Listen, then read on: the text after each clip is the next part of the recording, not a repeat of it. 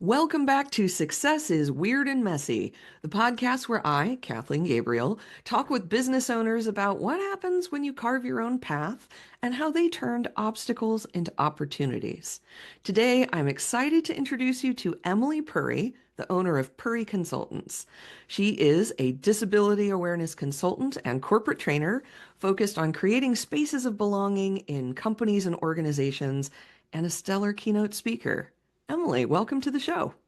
Thank you so much. I'm glad to be here. I'm thrilled to be talking to you today. Start us off. Tell me what you do. Yeah, so for the past 5 years, I have been on my own. I started Purry Consultants in about 2020, that fabulous year of 2020. Oh, Um, that's an auspicious time. exactly. And I have been working with companies and organizations. Specifically, my skill set is around disability awareness and accessibility in the workplace. And so I bring my lived experience as a person with disability to companies and organizations to help them in whatever part of the journey they're on to become more accessible and welcoming for people with disabilities. I also work with other contractors who have lived experience in other diversity, equity, inclusion buckets, if you will. So we cover race, ethnicity, LGBTQIA+, the multi-generational workplace, intersectionality, disability, and I think that's it. I Oh, mean, the veteran experience. oh, And so I work with other people to bring their lived experience also into organizations. So we have that full, well-rounded program. that's a lot of topics. That's a Yes. broad spectrum of topics. What brought you there? Because that seems like I don't think anyone starts off, or maybe they do, on their journey to say, you know what? I am going to be a disability and awareness consultant, and this is the wide spectrum of offerings that I'm going to provide. What you brought you to where you are? Yeah, so like I said, I have lived experience. I am a person with a disability. And so when I started, I was really passionate about whoever's speaking has the lived experience of what you're speaking about. And so a lot of people were asking me, and just for the listeners out there, if you're only listening to this, I am a cisgender white woman. I use she, her pronouns. And so I didn't feel comfortable specializing in, let's say, racial equity training as a white woman.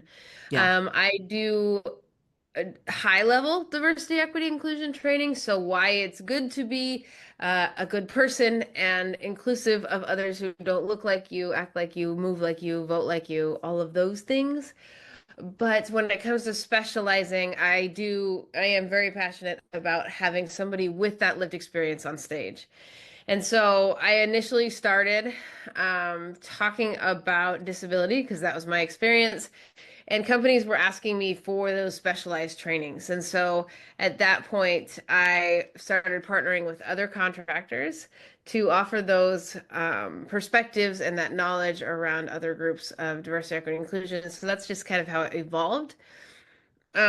As far as how I got into it in general, I was working for a local government entity and they were very focused and working hard on diversity, equity, inclusion.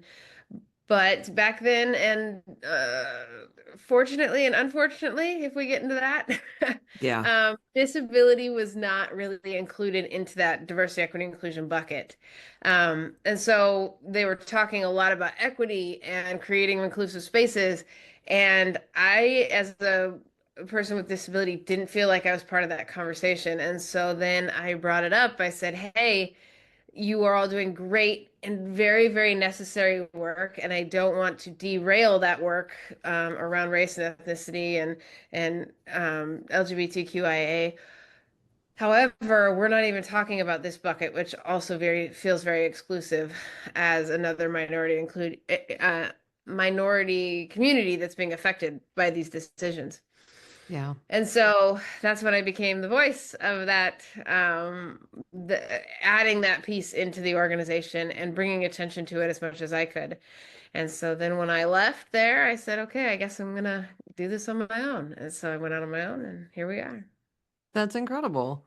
I mean, that's really taking the things that you're passionate about and expanding it beyond, well, this affects me, because in fact, it affects everyone. Oh, And absolutely. and what I've seen in all of the studies that I've looked at, that diverse teams tend to be more successful. Yes, Diverse teams bring more ideas, they just bring more. Can you absolutely. tell me more about why diversity is important? Well, if we think about it, diversity in general, regardless of what group we're talking about, we are serving the people in which we're creating, if it's products or services. And so if we only create products and services for one type of person, then you're excluding that many other types of products or people who could use your products and services. And so with a nation like ours who has multiple, ethnicities, races, abilities, sexual orientations, etc., in business, if you're trying to make money, which is a whole nother thing, Yep. um, you need to be able to serve all the people. It just opens your customer base. It opens you the opportunity to work with other people and to serve, all communities. And so that's one piece of it. And just in general, morale goes up when people feel included, when they feel comfortable to work at your organization, when they feel like they've been thought of. Your retention goes up. People don't want to quit. So you're not spending the money on training and recruitment all the time.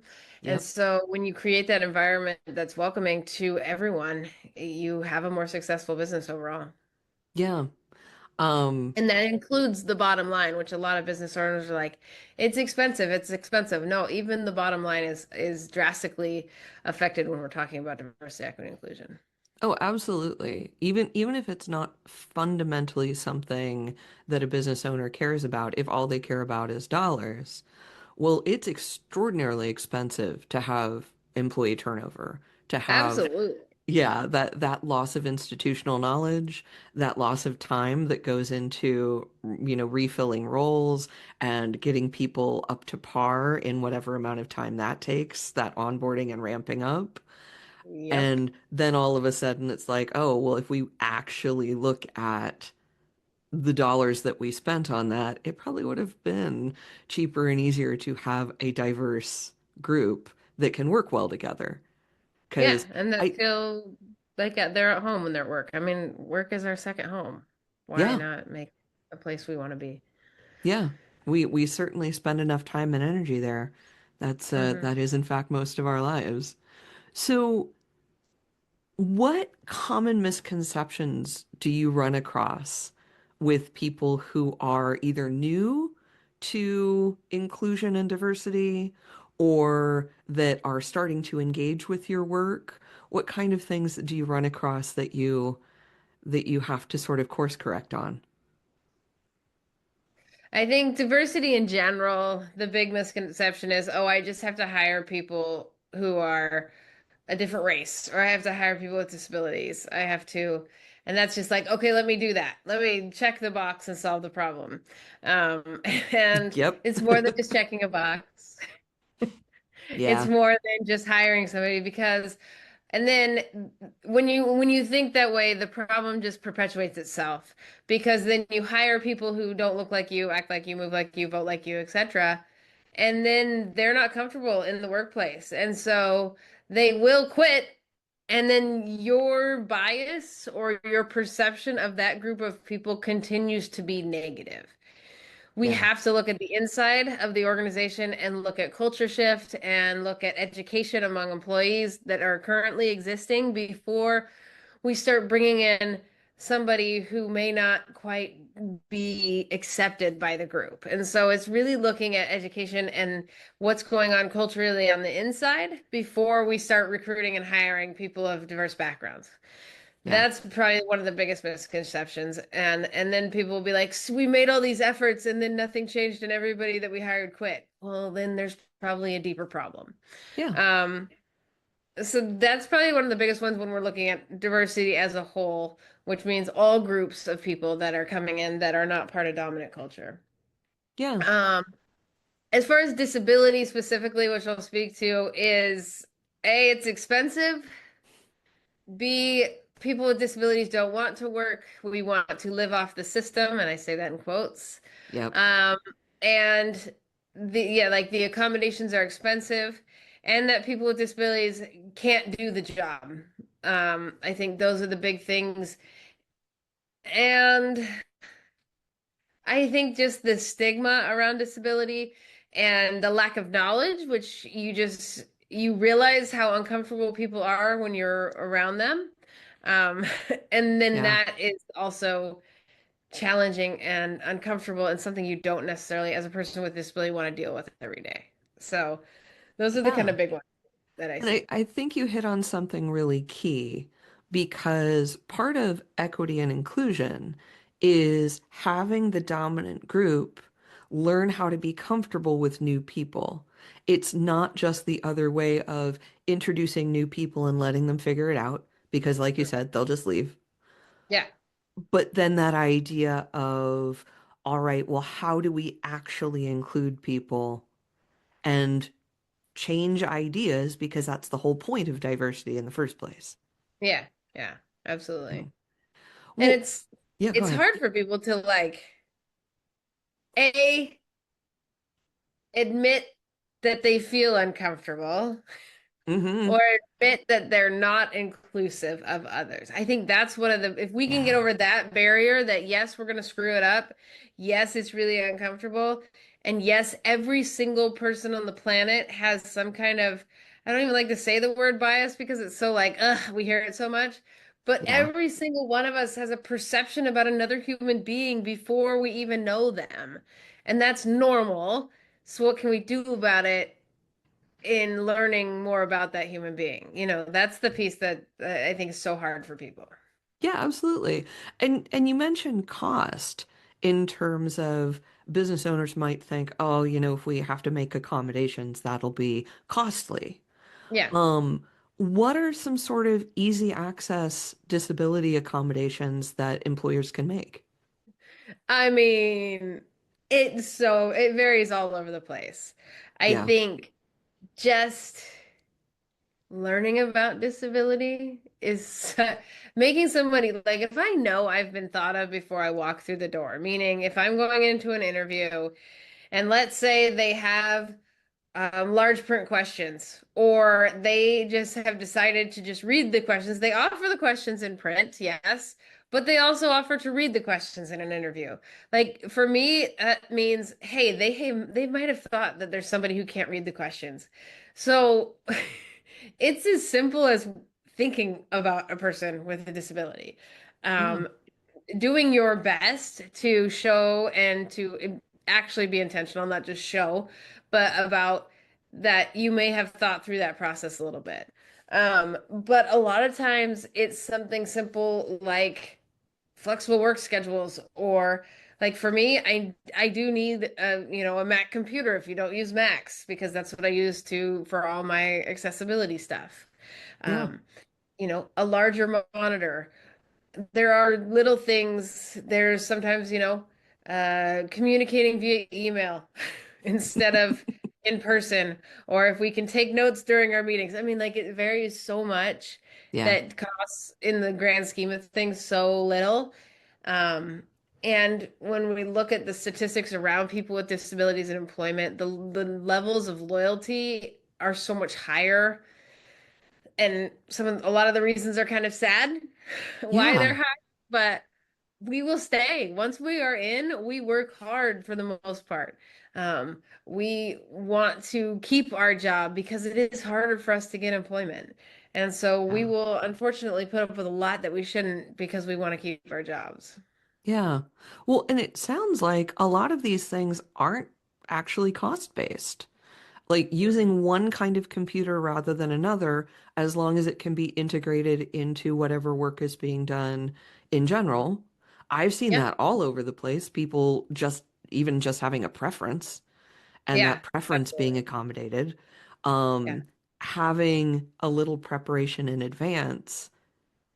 All of those things sound like low cost ways to just think about people and just be proactive rather than saying, oh, now we have to invest in this whole external system. And honestly, now that we're in the world of AI, how many tools do we have that are free or cheap? How many tools that Exactly. we have to be like, all right, if you have deaf accommodations in a meeting, that you can have an auto transcribe happening during the meeting, Exactly. you Exactly. know, basic things like that. I feel like there's a lot of ways that you can point people in the right direction if they're not sure of how to start this work. Absolutely. And it's not hard to find the answers if you're willing to find them. And I think Yeah, that's the piece that if people just took a few minutes and did some research, and especially like you're saying with AI, there's so much that's negative about AI that people were hearing all the downfalls to AI. yeah, And the technology advances for people with disabilities are in so exciting to actually have things at our fingertips. So they're like, okay, I know that there's this app on my phone I can open up and it can read a menu to me. Like that's amazing. Like, okay, now what? yeah. So there's so many things that have helped people with disabilities that if you just give them the opportunity to show you and to say like, okay, how do you function in a workplace? Let me see if we can adopt that into our system and make it happen, you know? Yeah, that's excellent. Um, so I'm going to mention the elephant in the room, Okay. which is a lot of things happening with the United States federal government around the topic of Yes. DEI. And instead of going down that extremely deep rabbit hole, Yes. what I would like to ask is, in this atmosphere in which our government is angrily decrying just the idea of diversity, equity, and inclusion and accessibility, what are some positive things that you are seeing in our culture that refute that idea? Because in my experience, that's not everyone's opinion. Hmm. Sure, it might be some people's opinion that Yes. this is not something that we want to pursue, that this is not a value to what we're trying to accomplish. I think, for me, I strongly disagree with that. I think it's Yes. extraordinarily valuable. Um, so what are some cultural shifts that you're seeing that fly in the face of that idea? I think the thing I'm seeing the most is people standing up and saying, no, this isn't okay. Um, Mm. and that's really exciting for us and people, boycotting certain chains, and that's not enough. We need to do more than that. And it does show that the impact that we have on these organizations or these companies that are saying we're done. Um, it also is highlighting, and I don't know if this is negative or positive, but like the people who were just checking the box. One of the big things that a lot of DEI professionals and minority communities struggle with is the checking the box. Companies that say, "Oh yes, we're on board with DEI. We are amazing. We do all these amazing things." But then once you get inside, it's a horrible experience. And so it's just a check the box. Let's put out all these big things and say that we're inclusive and say that we're doing this work and we really are not doing a great job at it at all on the inside. Yeah. Um, it's kind of pulling those people up and or those companies and saying like, okay, yeah, you were just checking a box. And Yep. now we really know we've pulled back the veil and seen who you are, and what you stand for. And I think on the opposite side of seeing the companies that are like, nope, and I'll just throw one out there. Apple said, we're doubling down. Let's Yeah. go. Mm-hmm. We're not part of this. We understand the value in diversity, equity, inclusion. We're doubling down our efforts. And so you have those companies that are like, yep, we're here for it. And so that's highlighting that. I also think that along with like the boycotting, I think the people feel like, okay, I can have an impact on such a big system. So by me boycotting, it does affect change. It does cause certain companies. I'm not going to go down all the negativity. Of to course, but like reel it back and be like, just kidding, we are going to do these things, because they saw it hit their bottom line. That yeah, kind of brings us back to where we started is, DEI affects your bottom line, whether yeah, you're doing it or maybe not doing it nowadays. And so if we continue to stand up and speak up for the different minority communities, we can make a difference. And I think that it's really great to see that tangibly. Now I hope that continues. yeah, Our society tends to be like, "Oh, I made a difference, and now I'm done." Because, like, yeah, I'm tired, and I have to pick up some groceries, and I have to go to X company to do so because it's close and it's yeah, convenient. So we tend to go back to convenience. yeah. And so hopefully we can maintain the push, and hopefully it affects the decisions of the companies that have been making bad ones. Yeah. Well, and I think what we're really seeing in this moment is that voting with your dollars works. Yes. It sometimes works more than voting with your votes, which is unfortunate. Yep. But voting with your dollars really says, I am going to, in my small way, not contribute to something that I don't believe in. Yeah. And I just like you, I've been very heartened by seeing that people want to do that. Because it would be Exactly. so easy to say, well, this is someone else's fight and it doesn't matter that much or whatever it is. But we saw instant effects Mm-hmm. with major companies losing market share because they stepped back literally from their diversity initiatives. Yeah.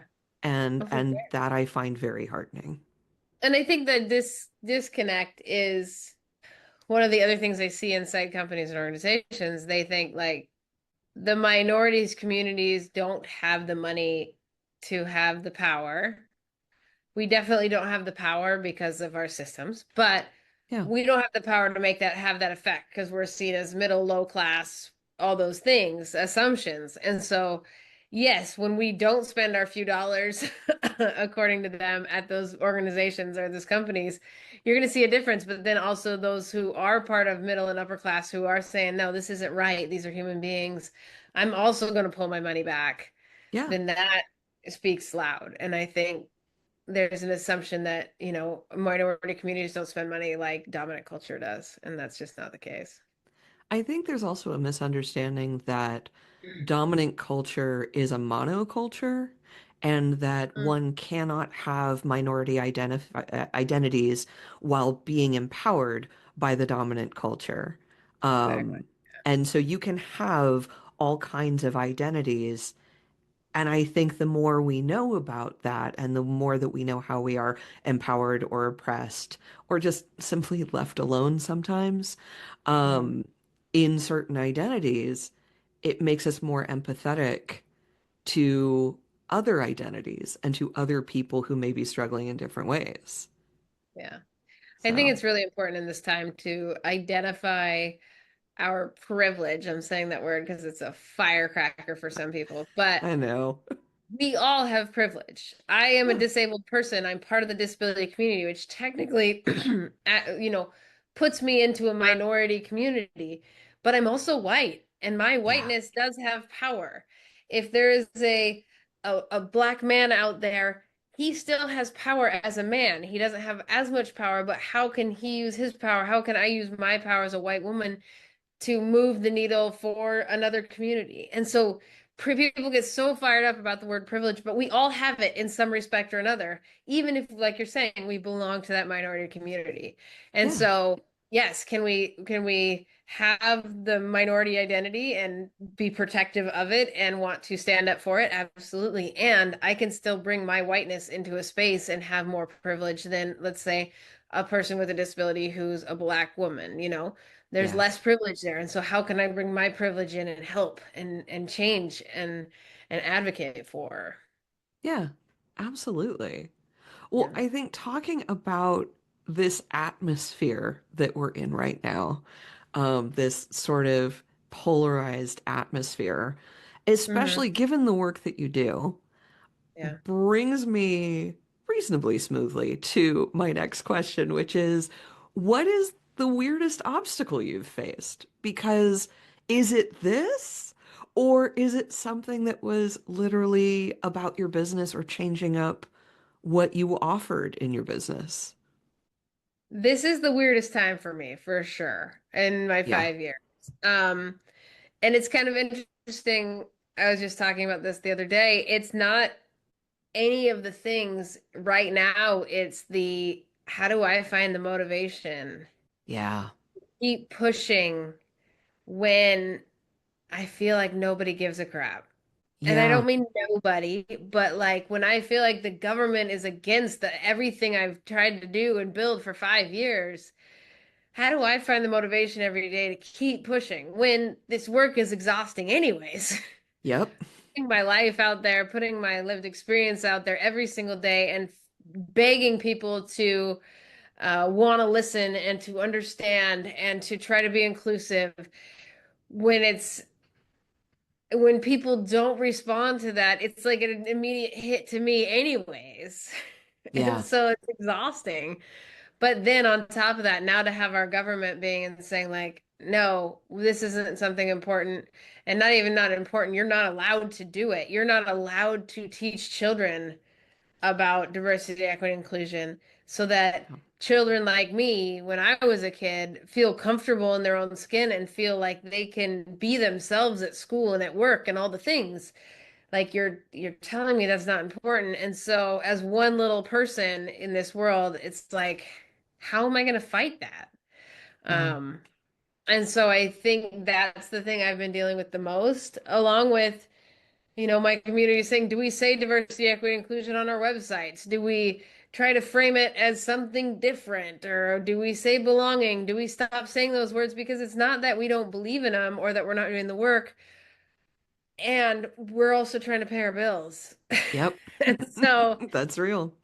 it's a very like, I don't want to give into this because I hate what's going on and I have to pay my bills. And so I kind of need to do what I need to do to make it work, but also continue to be hired. Yeah. And, how do we navigate that? So it's just a weird space and finding the motivation, I think, is the hardest thing for me right now. Yeah. Oh, I believe it. No, this is a ton of emotional labor. This work contains a ton of emotional labor, just baseline. Yeah. And now you're absolutely right. We're in a time and place where that has been compounded. Yeah. And so that's unfortunately part of the work. So with Mhm. that, how can people support you and businesses like yours? Like what is the thing that you would ask of the world right now to make this just a little bit easier? I think with, you know, the the fear of recession in people's eyes, the fear of spending money that maybe we all feel like we don't have, etc. Do something small. Open your business, your organization to small things, education, like a lunch and learn even. Keep trying to do this work and understand that it's important and that people like me and many others are literally scared of I mean, we're not even scared of going backwards. We are going backwards. And it's like Yeah. we just started to feel some progress and movement in rallying people together. So continue to do the work. I don't care what you call it. People loving. We could go back to the 70s and just be like, peace. Everybody wants peace and love. I don't care. I mean, acceptance. I don't care what you call it, but continue to do the work to include folks of minority communities and building a diverse workforce and educating dominant culture about diversity, equity, inclusion, because it is important. And eventually we're going to swing back. Like I think the pendulum has swung far one way. Now it's going far, far, far the other way. But I have a feeling we're going to come back and with time. And so keep doing the work. And I think that that's a good thing to remind us all of is a little progress is progress. Absolutely. So if what you can handle is just a little thing, great, do a little thing. thing about, especially like with my work around accessibility and disability, a lot of people haven't had any formal training. A lot of people have never talked about current language around disability. Um, and the thing that I love about my work is that a lot of times I am just planting seeds. And once people, it's one of those things that people are like, once I hear it, I can't unhear it. And Yeah. so I don't have to do a ton. It usually brings up a ton more questions within the organization of like, how do we make things more accessible? How do I create an accessible document? But if I could get everybody inside, let's say 100 organizations doing, creating accessible documents, accessible PowerPoints, and accessible emails, like I've improved the world for a lot more people than those 100 companies. And so it's the small things that matter. And I just love planting the seeds, and then people come back to me. They're like, okay, after you left our company, we did this, this, this, and this. And people were started asking questions. And now we want to hear about this. Can you come in and speak about this? So it's like you can't unhear it once you start. Yeah.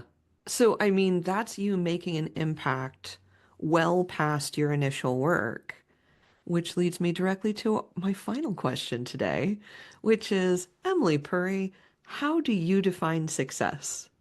At this point, just like you said, progress, moving towards that goal of whatever that is, whether that's a huge goal, whether it's a small goal, whether it's getting out of bed in the morning and being happy, whatever that is progress. And the way that path changes to get to that goal is different for everyone. And even within that same person, the path has shifted.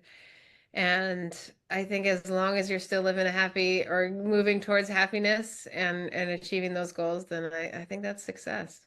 I love that definition. Well, Emily, thank you again for joining me today. Where should people find you online?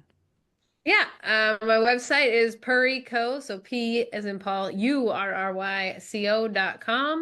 I'm also on Instagram, Facebook, TikTok, LinkedIn as either Purry.consultants or Purry Consultants or Emily Purry. So, Incredible. Well, everyone, please go find Emily out there. You will learn a lot, I promise. Uh, Thank you, everyone, for listening. You can find Success is Weird and Messy wherever you get your podcasts, and it helps us so much if you follow, rate, and review.